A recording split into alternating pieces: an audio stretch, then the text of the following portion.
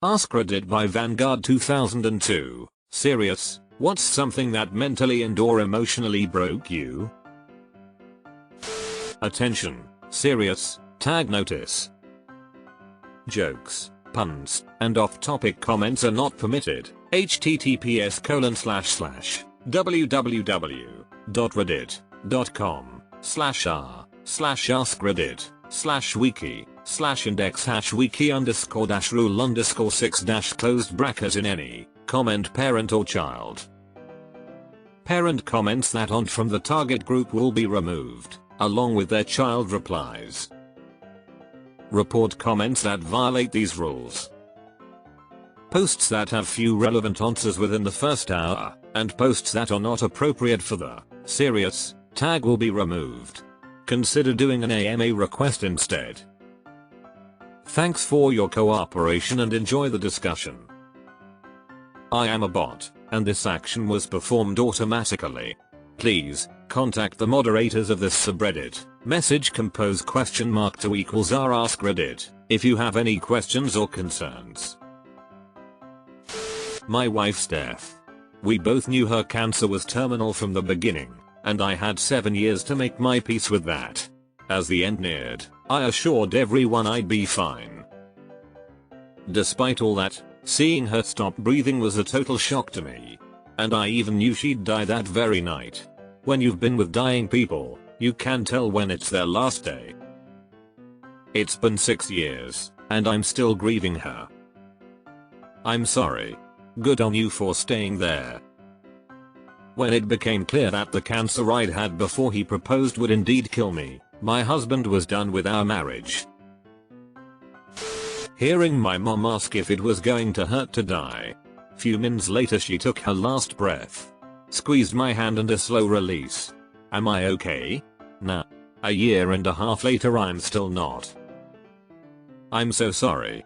I was holding my dad's hand when he passed. The last thing he said, while turned to me, was I'm tired. The last words I said were it's okay daddy. You can rest now. Over 6 years and still breaks me. Big hugs.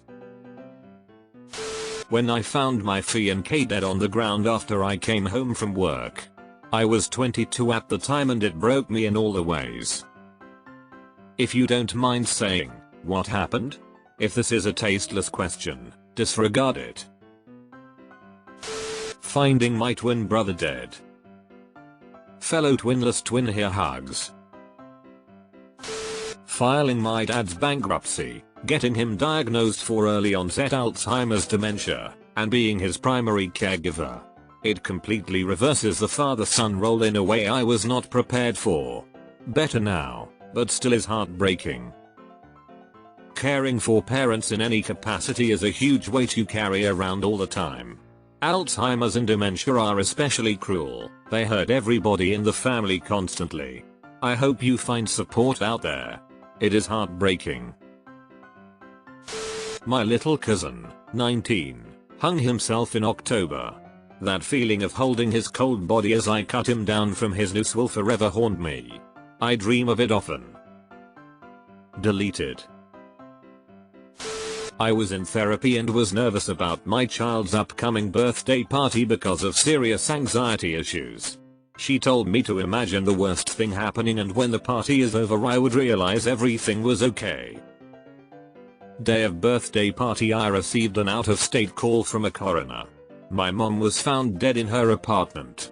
An investigation occurred but it was determined she had a diabetic episode, hit her head on the kitchen counter, bled out and died. An hour later my friend arrived, hysterically crying indicating she just got a call her mom died. I was numb and broken. Life has never been the same since.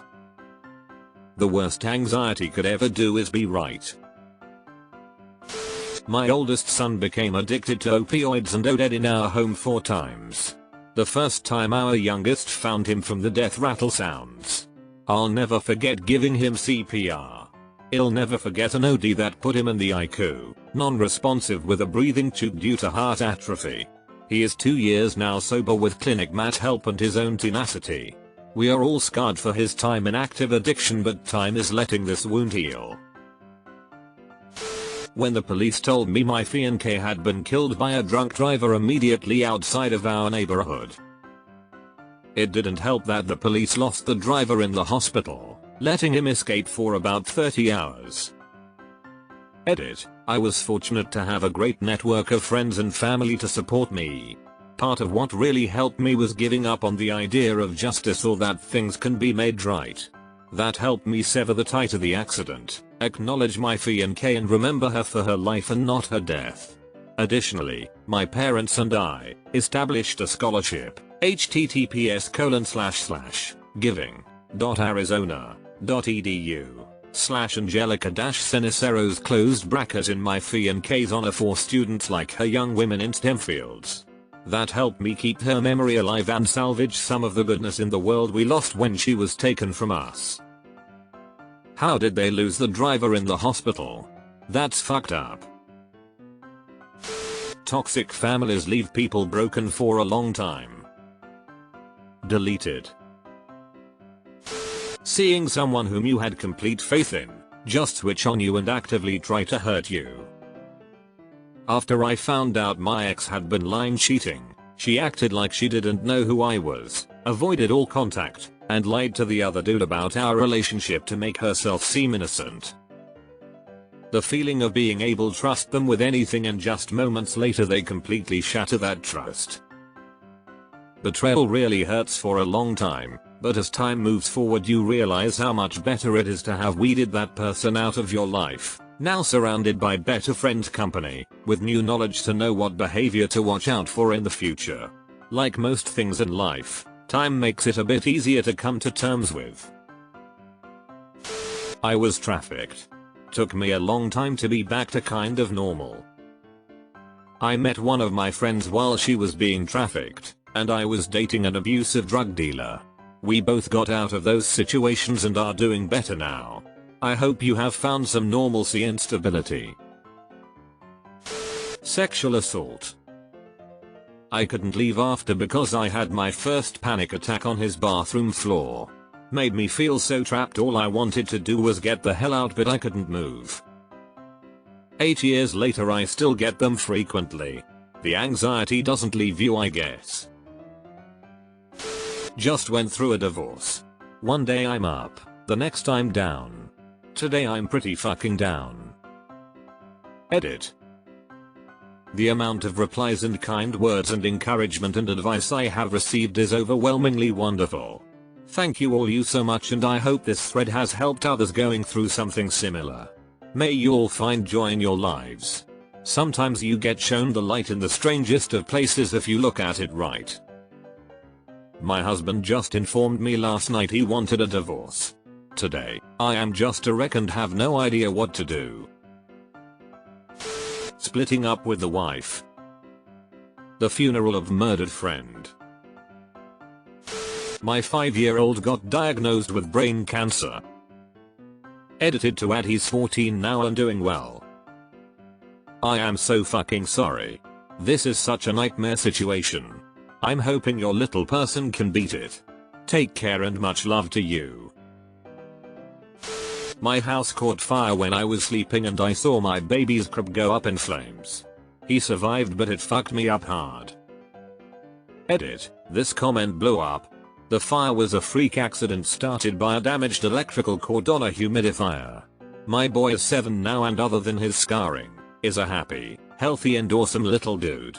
If you're feeling brave, here's a picture of his crib. https://imgur.com/a/2tjwvdu () the next day. Lastly, we survived thanks to a working smoke alarm. Check yours today. It could save a life.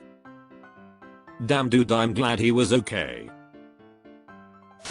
Not getting the proper medical attention I knew I needed, not feeling heard by medical professionals. I had a horrific case of food poisoning, Campylobacter, which is actually fairly common but presented abnormally in me. ER doctors and urgent care kept telling me I was probably just pregnant, which there was no way at that time for that to be possible. Begging for tests to be done but being denied because I was probably pregnant. I couldn't eat or drink anything because I would immediately start cramping and faint. This went on for a week before I found an ER that did a CT scan and tests and discovered the bacteria. I thought I was dying.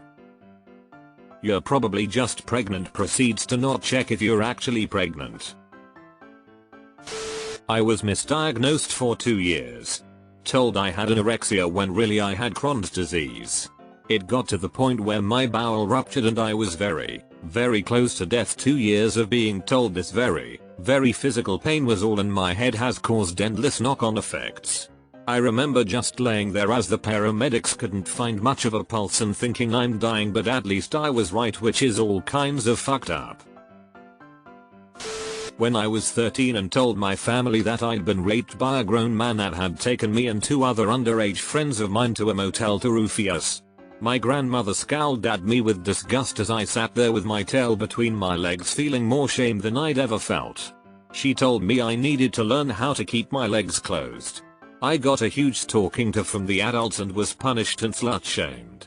I'm 31 now and the thought of this still gives me a pain in my chest. Fuck all of those people. It wasn't your fault. Deleted. I'm so sorry. I can't imagine how horrific that must have been. Becoming disabled at 46. Lost my life as I knew it. Marrying the wrong person. Moving to a different country and realizing how incompatible I am. Yeah, this. I feel like this isn't talked about enough and people just romanticize it. You mostly spend all your time alone. You don't have friends or family there. Making connections is difficult if you're an introvert. Language barrier, etc. A breakup after a decade-long relationship and losing my job a couple of weeks later. 2020 was definitely tough. But we made it to the other side. I've recently gone through a breakup, not as long of a relationship as yours but long enough to hurt, and I hope you're doing better. My big sister, 30, was rushed to hospital after having a terrible headache. I went to the hospital and she was in intensive care. The doctors told me she'd suffered a blood clot to the brain and was brain dead. I remember blood in her ears. I cleaned it up and tried to make her look presentable for when family got there. The doctors had gone and I had to explain what had happened to my parents. I saw them break. I said my goodbyes and left before her children came in to sat goodbye, 2 months and 6 years old. She was fine one day, then just gone. I miss her every fucking day. Death in the family. Wasn't in the car accident, but it really messes with my head to think about how I said for them to have a great day, then for them to just be gone no less than 24 hours later. I'm sorry for loss, but at least you said something positive instead of something negative. Hope you're okay. Finding out my wife was cheating and lying about pretty much everything and my dad dying. All in the space of a few months. I'm a fucking shell of a man, but keep the good side out and keep going for my kids. A guy found out my wife was cheating on me with a lot of people 6 months after our daughter was born, and 2 months after my mom died suddenly in her sleep. I will never be the same. Keep your head up, and DM me if you need someone to talk to. I can definitely relate. 15 years of hardcore drug addiction, 3.5 years sober now. I confronted my mom for obviously favoring my younger sister out of me and my older sister. Her reply: I know it's unfair, but I can't be fair to all of you. I was only 13. I needed my mom to help me and be there for me, but she never was. I was actively suicidal and had recently attempted suicide. I was sitting in my bed with my mother, and she looked me in the eyes and told me that she wasn't going to play my game anymore and said that I was purposefully manipulating her and was hurting myself to hurt her. It absolutely destroyed me. I used to love my mother unconditionally. I thought she was the best mother ever and that I could trust her no matter what. It was like she hung the moon and stars. My relationship with her has never been the same since she said that shit to me, and I don't think I can ever get over it. I have experienced suicidal thoughts myself and was told I was doing it for attention, so I can relate in a small way, and I'm so sorry you endured that and I hope you're doing better. My dad using me as a punching bag every day after he got off work for 12 years, then seeing him get away with all of it because he was a cop. Figuring out I'd been molested as a child. I had all the pieces of the puzzle, but hadn't put them together the right way. The day I figured it out, I ended up in a psych ward. It was rough times. But it's been a few years now and I'm doing much better. Medicated, therapized, and still going. Life is good today. I'm starting to feel safe again. I truly hope anyone who reads this and understands gets to have a good life too. Realizing my best friend will never care about me as deeply as I care about them, and I'll never be as important to them as they are to me. I'm not their RN, but I feel this. Honestly, I feel this with casual friends. Pretty much everyone feels like an acquaintance who just doesn't care as much. Now for me isn't the same as when it's someone you care about as much as a best friend. I have a partner, but still feeling alone with almost everyone. I really like different viewpoint, but it feels like people compartmentalize themselves these days, and I have no friends from when I was growing up or childhood, which makes a huge difference. Plus a lot of people I seriously cared about and expressed that to years ago manipulated, or secretly hated, or abandoned me. My dad passing away. This here, lost my dad when I was 17. 13 years later I still think of him every day and how much I feel I miss growing older with. Sigh. Rest easy, Dad. Deleted. Multiple things. Being a kid, I was raised in an elitist way, grades before everything, to the point I got slapped if I ever got a bad grade. Uncle killed himself. University, couldn't handle the pressure from my parents. Saved my dad from an attempted suicide a few years ago. I can still hear the screams of my mother when she called and wake him up. Sounds silly, but my cat was 19.5 years old and died. It was very difficult. If you have anything that broke you at some point, seek help from a professional. They really can help you. Being unwanted. But I didn't mind that much when I was 18. I was a police officer. Drunk driver hit a kid with 2 other kids in the truck. Pulling them out of the vehicle, and losing one life that day wrecked me. It's one of the reasons I'm not a cop anymore. My fiance's mum died in my arms. Dead of a heart attack at 47 years old. Live your life to the fullest. Burn that pretty candle. Drink that expensive bottle of wine. Take that trip. You never know when your time is up. Lost almost all of my hair by the age of 18.